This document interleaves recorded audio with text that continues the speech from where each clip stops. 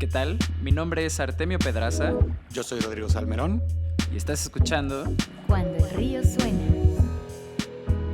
En este capítulo charlamos con Alex Gálvez, inversionista ángel de startups como Clara, Henry, Fintual y muchas más. Platicamos sobre patrones de startups exitosas, inversiones ángel en Latinoamérica y el proceso para hacer un fondo de inversión. Bienvenidos. Cuando el río suena. ¿Qué tal a todos? Bienvenidos a una edición más de Cuando el río suena, el podcast en el que invitamos expertos y profesionales del mundo de la tecnología y la innovación para que compartan con nosotros sus mejores insights y consejos para emprender y para construir negocios saludables de Internet y todo lo que tiene que ver con el ecosistema de emprendimiento digital aquí en Latinoamérica. El día de hoy me acompaña, como ya es costumbre, mi socio Rodrigo. ¿Cómo estás, Ro? ¿Qué tal? Muy bien. Y nuestro invitado de esta ocasión, Alex Gálvez. ¿Cómo estás, Alex? ¿Qué tal, Rodrigo, Artemio? Todo bien, muchas gracias. Gracias por la invitación. Un gusto tenerte acá. Alex es creador en Fundadores y es también un inversionista ángel aquí en Latinoamérica. Igual ahorita vamos a platicar un poquito más de ti, Alex, que nos cuentes. Justo él también tiene un podcast en el que entrevista a un chorro de gente que nosotros también ya hemos entrevistado. Te has metido en las mismas aguas que nosotros, o más bien nosotros nos metimos en las mismas aguas que tú porque llevas más tiempo haciendo esto. Pero cuéntanos, ¿a qué te dedicas? ¿Cómo luce un día a día en la vida de Alex Gálvez? Sí, justo ahorita estoy, pues digamos que cambiando de proyecto. Estuve emprendiendo durante los últimos 2 años en una empresa que se llama Sila, que es renta de muebles y electrodomésticos. Pero después descubrí que yo no estaba siendo el indicado para eso, que mi cofundador era mucho mejor. Entonces mejor él pasó a ser CEO y yo decidí pues, cambiar de aires, cambiar a lo que realmente me apasionaba, que es invertir en startups. Ya llevaba como 5 años, 6 años invirtiendo como ángel inversionista y aprendiendo el ecosistema. Y ahorita estoy empezando un fondo para invertir en etapa temprana, etapa semilla en Latinoamérica, principalmente en fintech y en logística. Fantástico, Alex. Pues justo hacia allá nos queríamos ir con Sí, la... justo ahí le echamos un ojo a tu fondo, ¿no? Se llama 99 Startups. Ajá, sí. Correcto. Muy bien.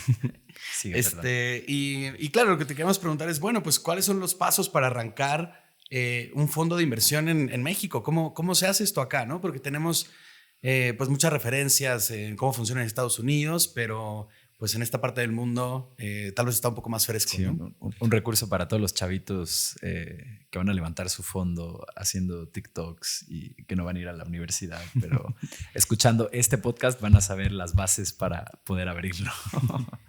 Me encantaría ver eso, ver más gente levantando fondos en Latinoamérica, más competencia. Pues un poquito relacionado con mi día a día, pues me la paso ahorita que estoy todavía empezando el fondo, hablando con inversionistas. Bueno, de hecho ya estoy cerrando la primera parte, pero pues básicamente hablar con inversionistas todo el tiempo y los difíciles que tienen que ser inversionistas muy específicos, ¿no? Alguien que quiere invertir en startups, que tenga los requerimientos de dinero y pues la verdad es que haciendo una lista de todos mis contactos, todas las posibles personas, pidiendo intros con cosas y hablando con inversionistas. Básicamente mi tiempo se divide en hablar con emprendedores para ver si invierto o no y en hablar con inversionistas para levantar el fondo. Ya ahorita lo bueno es que ya estoy cerrando el fondo con inversionistas, entonces ya me puedo dedicar pues, full time a hablar con emprendedores, a ayudar a los emprendedores a crecer. Y también algo interesante es que el Venture Capital yo lo veo como un deporte de conjunto. Entonces la mitad del tiempo lo paso hablando con emprendedores y la mitad del tiempo con otros fondos. Compartiéndoles startups, es decir, ayudando a las startups de mi portafolio a levantar capital y pues compartiendo startups, rebotando cosas, viendo cómo colaborar. Y eso es algo que me gusta bastante. Eso lo he visto más en Estados Unidos que en México, pero pues bueno, poco a poco también el ecosistema de México empieza a estar mucho más maduro y cada vez hay más fondos que están haciendo las cosas bien. Y justo esto hace referencia a un hilo de Twitter que es como yo te conocí a ti, en el que hablabas en gran medida, hablabas como de lecciones que te habías llevado de estar haciendo inversiones, Ángel, como en estos años que nos cuentas, ¿no? Y mencionabas esta parte que nos llamó la atención del deal flow. que es bueno, justo ahorita hay una pregunta que trata particularmente de el deal flow, pero es como de esta red de otros fondos o de otras personas que también invierten en startups con las que o tú compartes en qué estás invirtiendo o a qué le estás echando el ojo y ellos también a ti te comparten cómo está funcionando eso. Es un poco así como esta relación que mencionas, ¿no?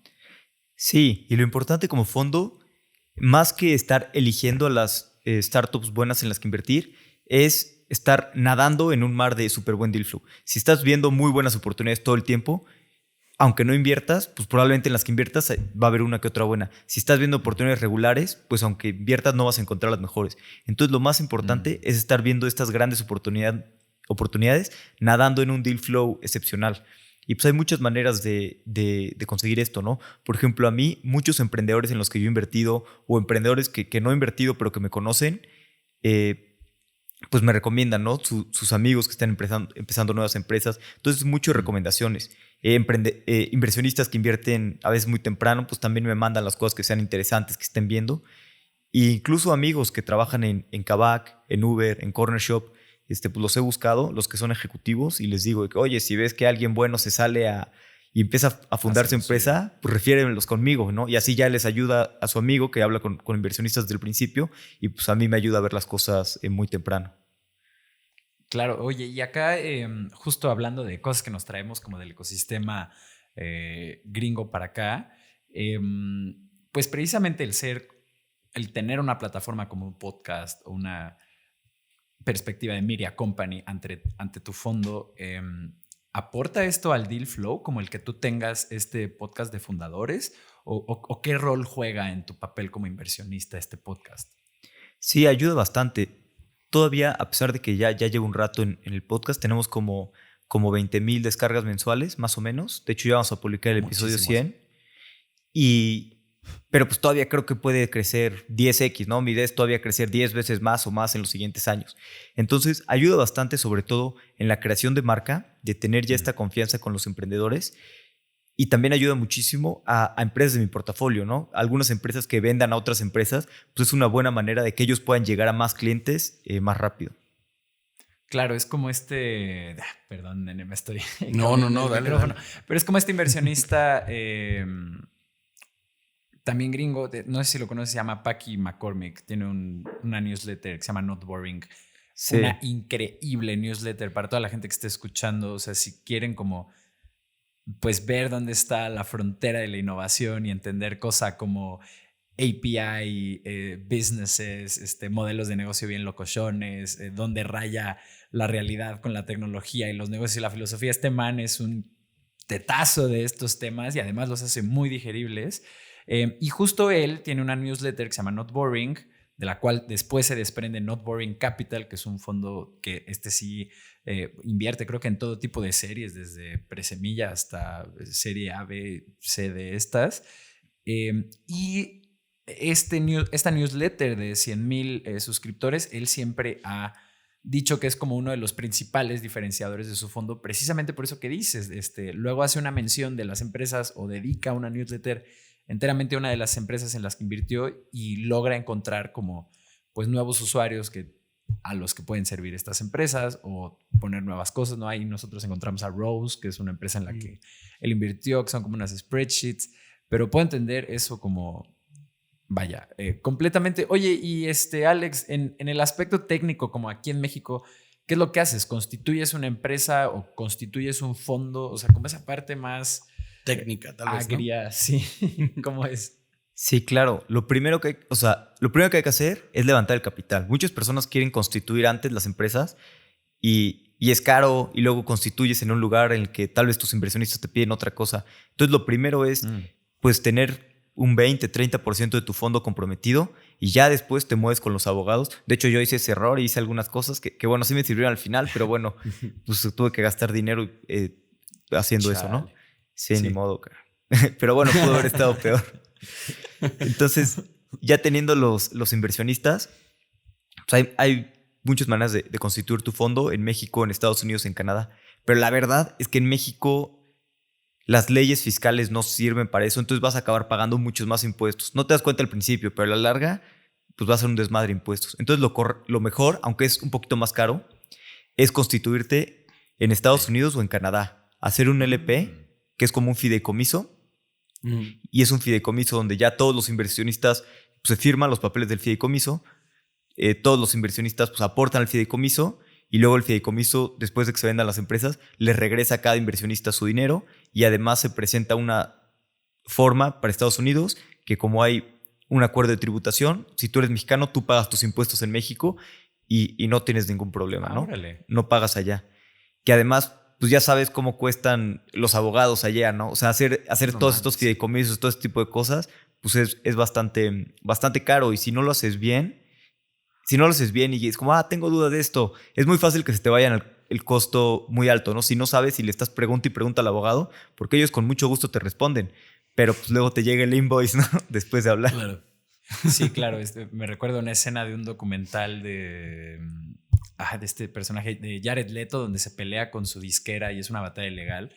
Y justo pues, a lo largo del documental él hace varias llamadas a sus abogados y hay una en la que pues, le llama, le pregunta 3 cosas, 5 minutos y cuelga y frustrado entre que la disquera lleva como 4 años en este rollo legal. Dice como, ya, y ni siquiera sé cuánto me costó esa pinche llamada de teléfono que le acabo de hacer al abogado, como ya estoy cansado de que, pues tener que recurrir a ellos y que pues su fee es de $200, $300 la hora, o sea, no es como, hasta más, ¿no? O sea, Sí, son caros.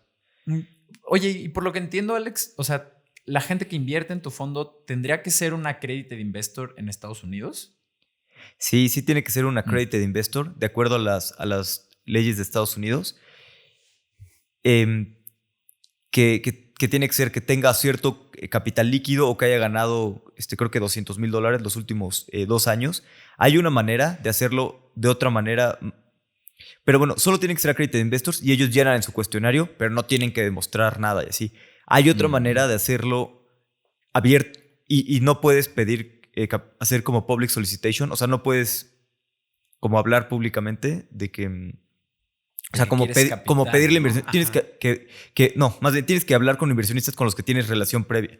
O sea, no puedes hacer un post de LinkedIn o cosas así. Y también hay otra manera en la que sí puedes hacer public solicitation y solicitar dinero públicamente, abiertamente, pero en ese caso se tiene que revisar mucho más y sí le piden a los inversionistas subir sus papeles, que pues nadie quiere subir eso, ¿no? Subir ya sea estados de cuentas de banco o que el contador certifique o ese tipo de cosas. Entonces, depende qué tipo de persona, pero sí tienen que ser inversionistas acreditados de acuerdo a las leyes de Estados Unidos. Vale. Y entonces, para alguien que quiere arrancar con el suyo, ¿recomendarías que se armaran su pitch deck de su fondo, que se pusieran a buscar entonces el capital antes de mover nada más?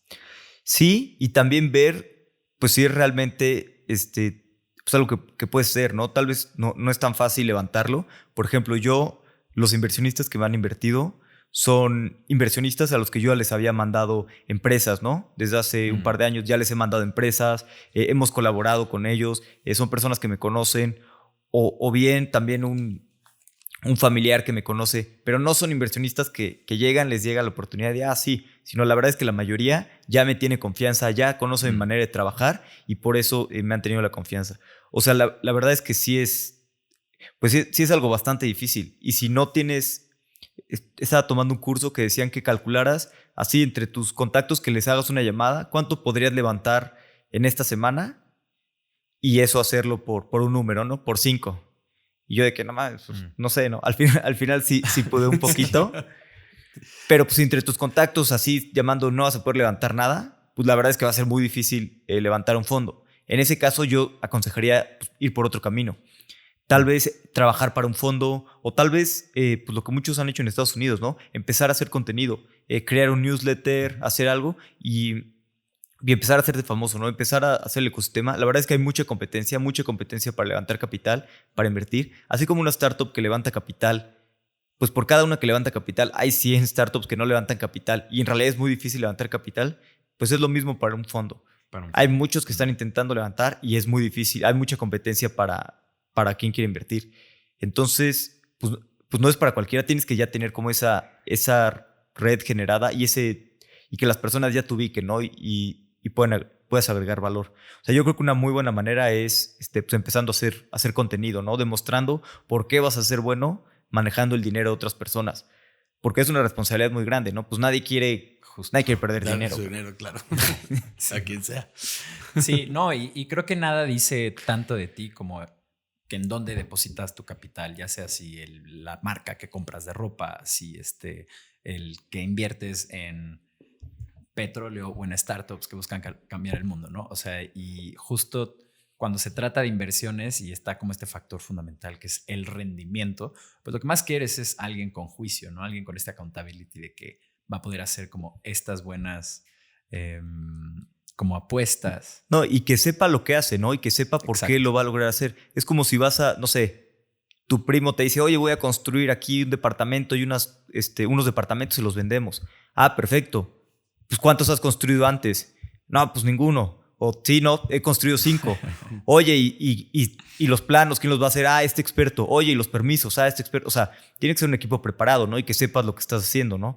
Pues si no es como ves al primo así que está empezando, es como, no, pues yo no te invierto, ¿no? O sea, Claro, claro. O sea, además tú como de toda esta experiencia que tienes como tras bambalinas, tienes por otro lado este sustento de, bueno, yo ya me senté a hablar 100 conversaciones con startups, conociendo como con los fundadores de las startups como de Latinoamérica, conociendo sus historias, qué es lo que les quita el sueño, porque algo que pasa cuando tienes un espacio como este, o bueno, que al mínimo a nosotros nos pasó, es que comenzamos a detectar patrones. No, o sea, está como el factor de que a todo mundo le quita el sueño armar un equipo complementario y capaz, que todos están buscando de estar súper cerquita del usuario para hacer un producto súper chingón, ¿no? Entonces, como que estos patrones realmente son los que te terminan haciendo un profesional detectando como este equipo tiene todo. O sea, nos pasó que vino Henry al podcast, buenísimo.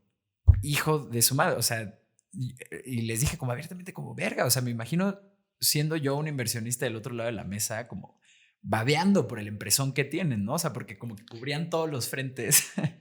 Sí, Martín de Henry, ¿o quién? Luz vino. Ah, Ajá. Luz, súper bien. Sí, sí, sí. Yo soy inversionista en Henry. Sí, yo, además del podcast, de las 100 entrevistas que llevo, pues llevaba ya 6 años invirtiendo, tickets más pequeños, pero invirtiendo ya pues con startups, hablando con startups todo el tiempo, haciéndolo como trabajo medio tiempo, y pues ahora ya estoy saltando full time a hacerlo. Pero justo eso, ¿no? También pues cometí errores y con mi propio dinero pues, perdí algunas cosas y todo, pero ya tengo el aprendizaje de 6 años y ya sé lo suficiente para tener la responsabilidad de manejar el dinero de alguien más, porque la verdad es que sí se me hace mucha responsabilidad. Oye, pues justo hablando de esa responsabilidad, la siguiente pregunta que te queríamos hacer en esa dirección. ¿Cuál consideras que ha sido tu apuesta más arriesgada y por qué? ¿No? O sea, si es una historia de éxito, pues fantástico, pero si no, pues también ¿no? Nos puedes compartir una y una, ¿no? O sea, ambas tienen sus cosas útiles. Es curioso porque el riesgo es muy curioso en este negocio porque solo puedes perder tu dinero una vez. Entonces lo peor que pasa es que quiebre y no pase nada.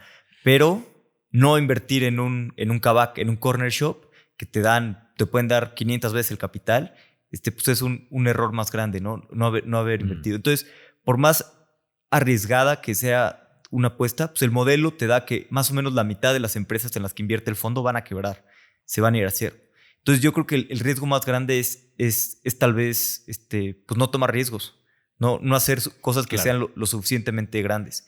Una empresa en específico que me encanta es una empresa en Estados Unidos en San Francisco que hacen una cosa que yo ni acabé de entenderlo bien, pero estos cuates eran unos genios y es como, si puedo yo, toma mi dinero.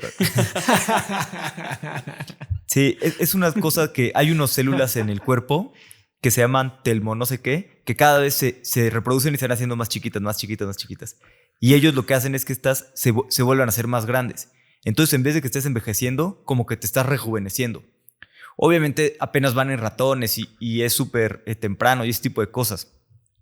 Pero pues tiene el potencial que si ellos logran hacer que esta tecnología funcione en células humanas, pues cambia la historia de la humanidad.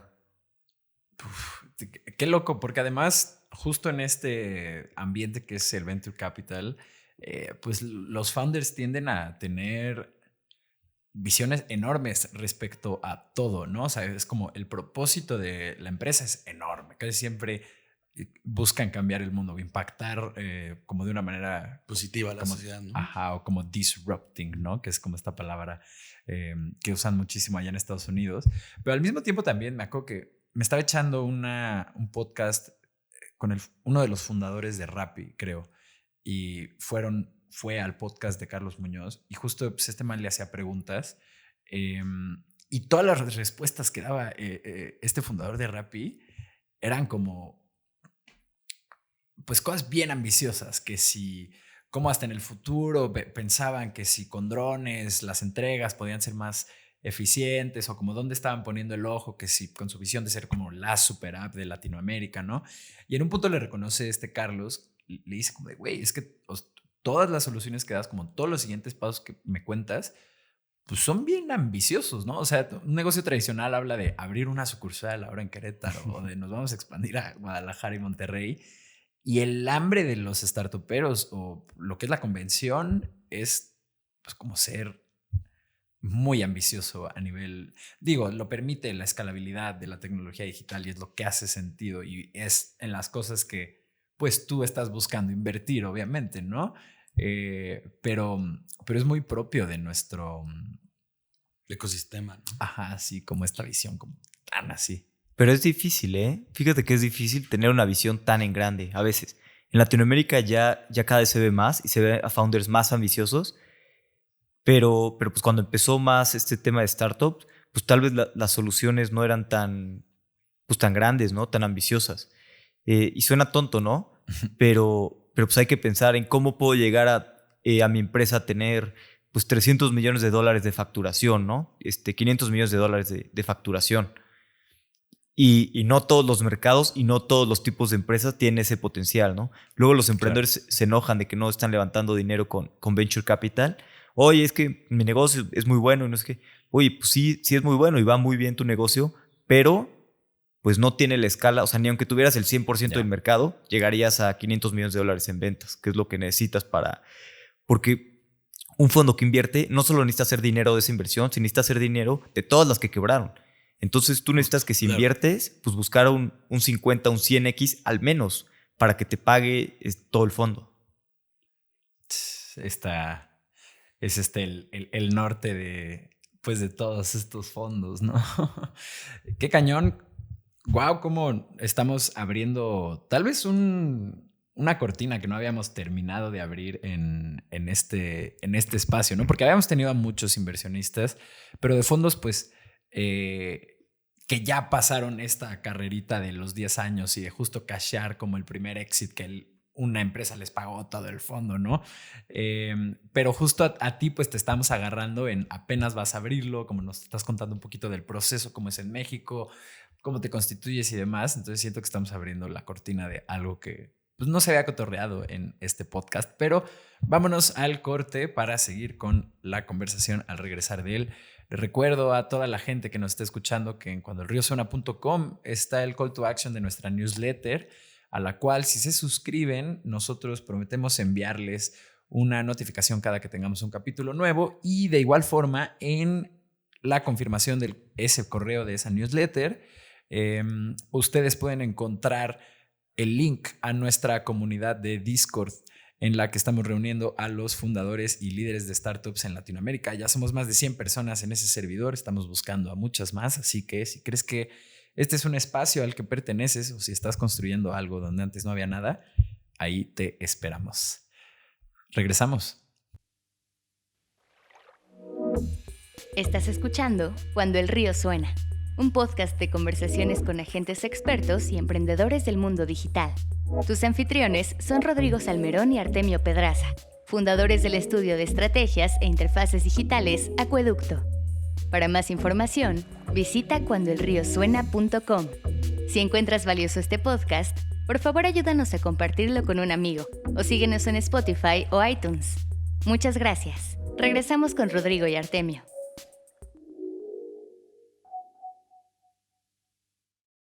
Bienvenidos de vuelta a Cuando el Río Suena con nuestro invitado de esta edición, Alex Gálvez. Y Alex, pues te queríamos preguntar, vamos, dada tu experiencia, haciendo inversiones en Latinoamérica, ¿qué tendencias de negocios son las que más te llaman la atención? O cuando llega en tu deal flow una propuesta ¿cuáles son las que más te brincan, ¿no? Que ya sabes, estas son de las que me gustan, esta se parece a las que suelo prestarles más atención.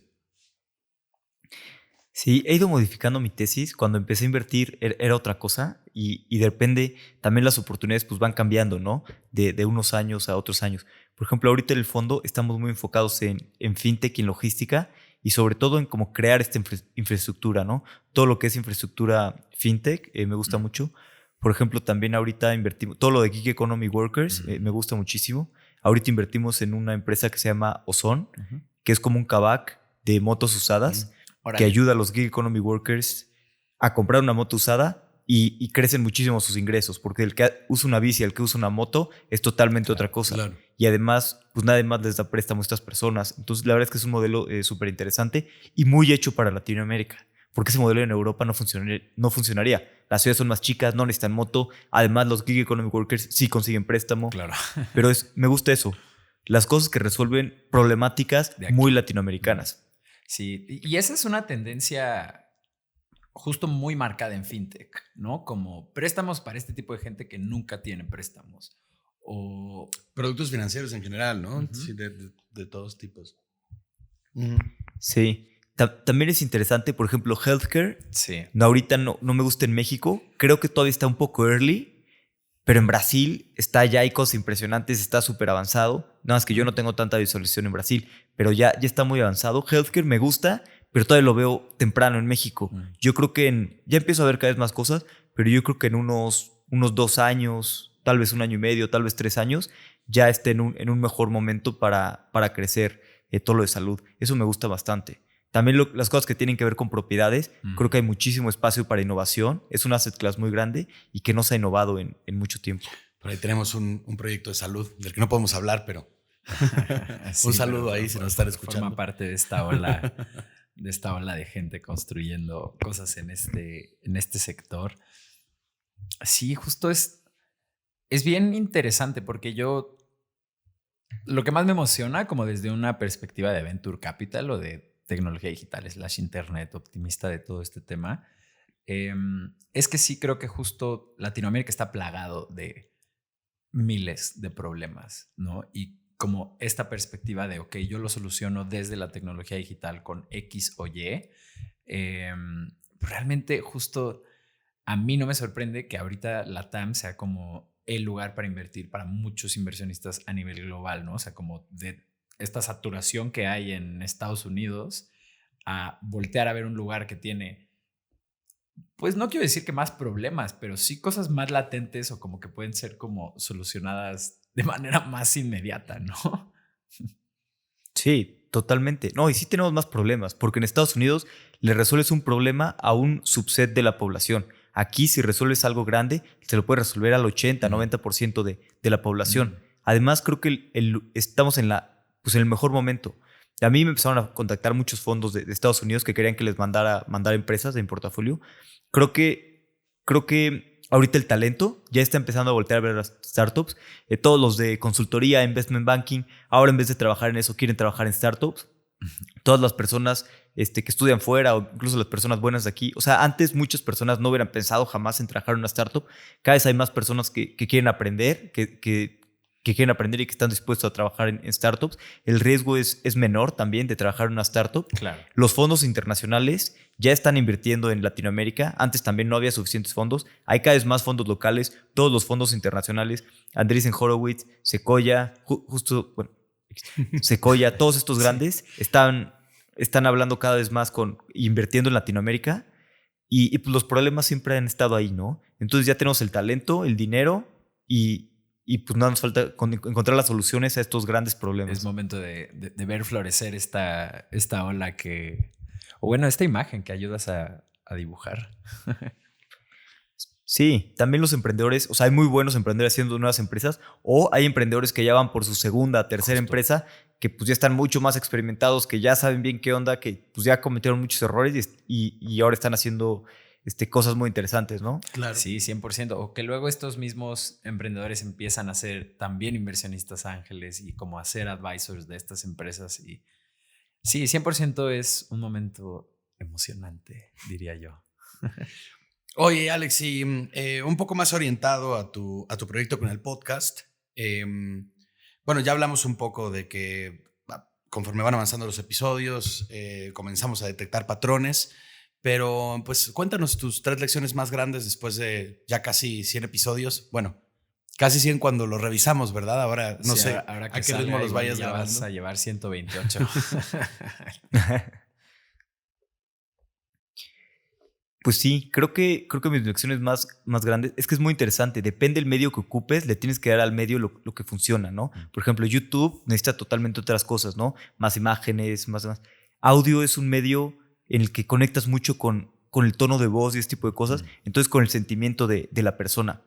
En primer lugar, pues el podcast, como ustedes saben, es de largo plazo, ¿no? Para tener realmente ese crecimiento, creo que lo más importante es la constancia. Sin duda.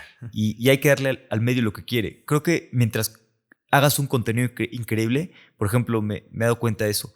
Todos mis episodios tienen descargas cada semana, ¿no? Pero entonces cosas que yo saqué hace 2 años, sigue habiendo personas que llega, lo escucha y le gusta o no le gusta, ¿no?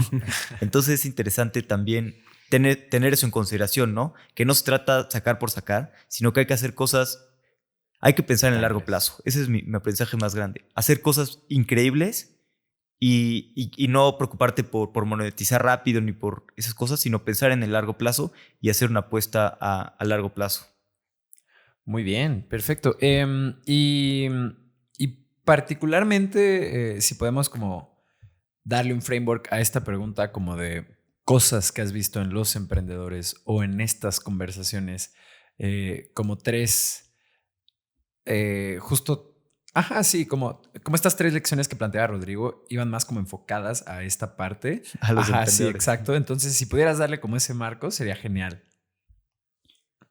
Claro, pues como decías, ¿no? Lo que todo el mundo repite, esta cliché, que las personas son lo más importante, ¿no?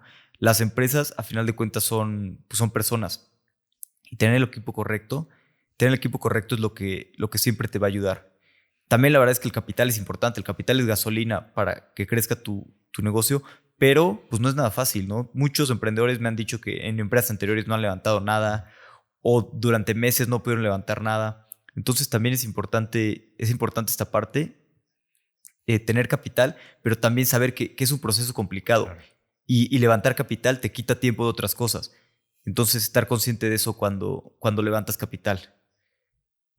Y por último, también creo que todos los emprendedores que son muy buenos son unas máquinas de aprender. Todo el tiempo están aprendiendo nuevas cosas, todo el tiempo están moviéndose. Y pues si ya llevas 8 años emprendiendo, 9 años emprendiendo y aprendiendo muchísimo, pues claramente estás en un lugar mucho mejor que muchísimas personas. Y también algo que yo creo que es muy bueno es tener este grit, tener estas ganas de hacer las cosas y que sucedan. Y si no es A, entonces B, y luego buscar C, y luego buscar D, y no darse por vencido, ¿no? El camino del emprendimiento es cansadísimo.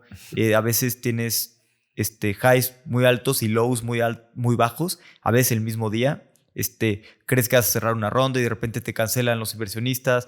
Y sobre todo hay que estar bien de salud para no desanimarse y saber. Y tienes que creer mucho en tu misión, ¿no? Para realmente poder seguir adelante y no darte por vencido. Pero creo que a mí, por ejemplo, es lo que más me gusta ver en un emprendedor, ¿no? Ese grit de que nada lo detiene y va a seguir adelante y que pueda aprender también muchísimo, ¿no? Porque si nada te detiene, pero pues te estás dando contra la misma pared todo el tiempo, pues de nada sirve tener tanto Claro, grit. el lugar de decisión se vuelve necedad, ¿no?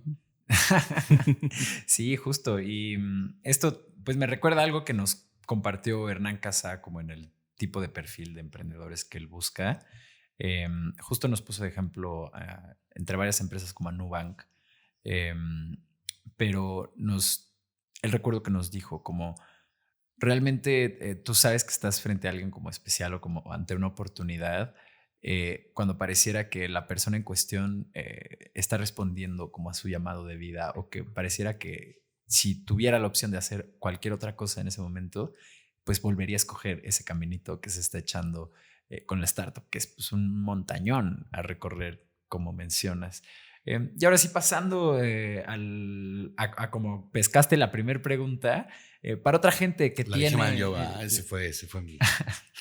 No sé bien qué pasa ahí, pero para toda la gente que tiene un podcast, así como tú, como nosotros también vamos a aprender de esta pregunta, pues ¿qué 3 hacks les puedes compartir para el crecimiento de su plataforma o de su medio o de este espacio que tienen? Ya nos dijiste uno, que es hagan cosas pensando a largo plazo, pero... Constancia, contenido increíble y creo que también elegir bien a qué público le estás hablando, ¿no? Hacer pues, un nicho o tan amplio como quieras. Lo mejor es un nicho y de ahí ir creciendo un poco, pero si empiezas a disparar hacia todos lados, pues nunca vas a lograrlo, ¿no? Porque la persona que te escucha tal vez por unos episodios, o sea, tal vez a largo plazo sí, o sea, tienes que empezar con un nicho para que tengas primero buscar esos 100 fanáticos, esos 1000 fanáticos que les encante tu contenido y después vas creando más. Pero sobre todo que la gente cuando te escucha sepa qué es lo que va a escuchar, ¿no? Oye, estoy escuchando fundadores porque quiero escuchar pues fundadores de startups de Latinoamérica. O sea, depende, ¿no? Estoy escuchando cosas del ecosistema tech o, no sé, el que le guste algo de salud. Pues un podcast de salud, ¿no? O sea, tienes yo creo que encontrar tu nicho muy, muy importante y eso es lo que he visto que fallan muchos podcasts en México, que no hacen bien un nicho y medio van invitando a quien sea, ¿no? Mi amigo, a mi primo, no sé qué. Y creo que eso es importante también, saber decir que no, ¿no? Ustedes lo saben, ¿no? Te empiezan a buscar muchas personas que algunos sí irán con tu audiencia y serán grandes invitados y hay otros que no van con tu audiencia, ¿no? Claro. Y pues hay que decirles que no. Sobre todo pensar en la audiencia, ¿no? Claro, a nosotros nos encanta decir que pasaremos amablemente cuando se presentan este tipo de pues cosas que no hacen sentido, justo, ¿no? O sea, porque, por ejemplo, y dentro de todo este espacio, por lo menos es cuando el río suena, es muy variado porque pues llega a tocar temas de producto, de growth, de inversión o historias de fundadores, ¿no? Pero sí tenemos muy claro y por eso siempre empezamos como con ese disclaimer de que es un podcast para gente que está construyendo una empresa, un negocio en internet, ¿no? Totalmente. Y ahí pues por amplio que pueda ser ese abanico, pues siempre mínimo nos anclamos a esta parte de internet como una herramienta para escalar negocios. Sí, es amplio, pero ya es un nicho. Es gente construyendo y en internet. Exacto. Por favor. Sí, cómo no. Pues Alex, nos acercamos ya al final. Bueno, hemos llegado ya al final con esta última pregunta. Y es de nuestras favoritas, ¿no? Ante los retos que enfrentas como inversionista, y bueno, ahora ya no como founder, ¿verdad? Sino como inversionista y con tu nuevo fondo, ¿qué es lo que te preocupa? ¿Qué te quita el sueño? Que te diré también, pues crear un fondo de venture capital, pues también es una especie de founder. Hay que igual hablar con inversionistas, hay que crear una empresa bona, hay que contratar personas que quieran crear. Pues fíjate, más que preocupación, me emociona, cabrón. Me emociona la oportunidad de lo que estoy construyendo y de tener realmente un impacto positivo en Latinoamérica. Quiero que 99 Startups, que mi fondo sea el fondo referente semilla de la región en 5 años. Y ese es mi objetivo muy claro y veo pues, qué es lo que tengo que hacer para ser el mejor. Y desde cosas muy sencillas, ¿no? Desde darles buen feedback a los emprendedores. A veces la barra está muy baja. Hay muchos fondos que no respetan tanto a los emprendedores, que eso ya está cambiando cada vez más. Con la competencia que hay, está cambiando. Pero pues así como miedo, pues nada, ¿no? Más bien me emociona crear esto y creo que es lo más importante, ¿no? Tener errores, levantarse y darle para adelante. Qué fregón, Alex. Oye, una pregunta así antes de irnos para sacar un último hilo ahí de valor. Tú llevas estos 6 años invirtiendo en startups de etapa temprana y después llegan estas rondas consiguientes de millones de dólares en las que, por lo que tenemos entendido, pues tú tienes que desembolsar cierta cantidad para mantener y que no se como liquefy como tu parte de la empresa, ¿O no funciona así eso y tú por entrar temprano tienes como este espacio privilegiado? Porque recuerdo que alguna vez alguien nos explicó eso, pero a mí no me quedó del todo claro. Sí, más que, o sea, si quieres mantener, no sé, te voy a inventar, tienes un 1% o medio por ciento de la compañía, si quieres mantener esa posición, tienes que meter más dinero, o sea, es invertir más y tienes derecho a invertir más, pero si no lo tienes, pues nada más tu posición se más chiquita, ¿no? La empresa vale más, pero te diluyes. En vez de valer 1%, ahora tienes el medio por ciento, pero de una empresa más grande. Claro que la idea es que si estás en un gran ganador, estás en un Bitso o así, pues lo mejor es seguir invirtiendo dinero, claro, ¿no? Aunque no es tan fácil. Y también a veces, bueno, pues he visto empresas, a veces las valuaciones crecen muchísimo y también siempre hay que mantenerse humilde. Yo he tenido alguna empresa que invertí, que llegó a valer muchísimo, ¿no? $800 millones. Yo he sido de los primeros inversionistas y bueno, al final no le fue tan bien, ¿no? Entonces también recordar eso, ¿no? Que siempre existe un riesgo y que es un negocio de riesgos.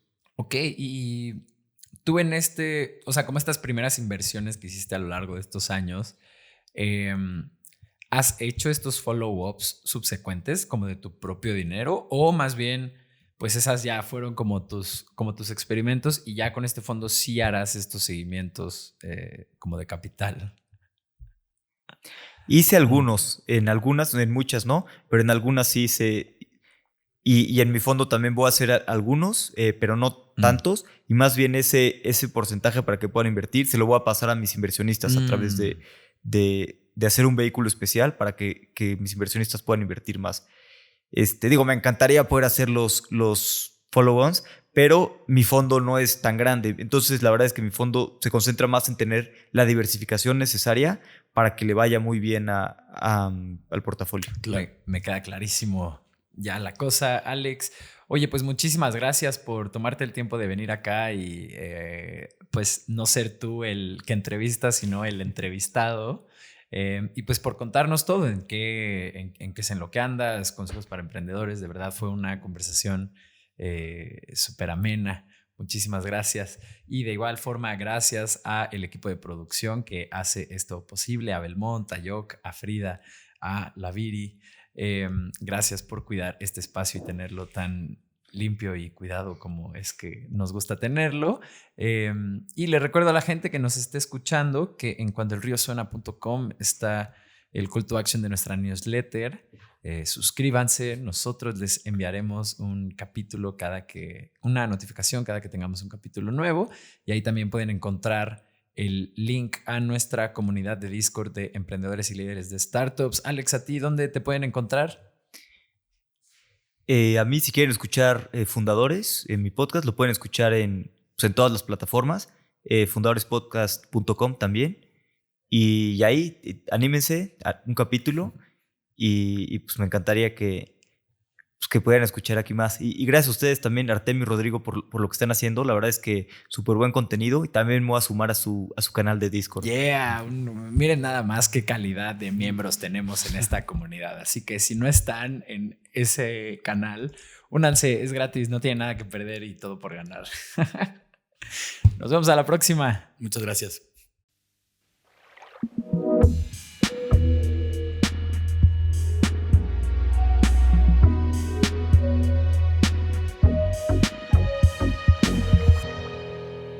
Cuando el río suena.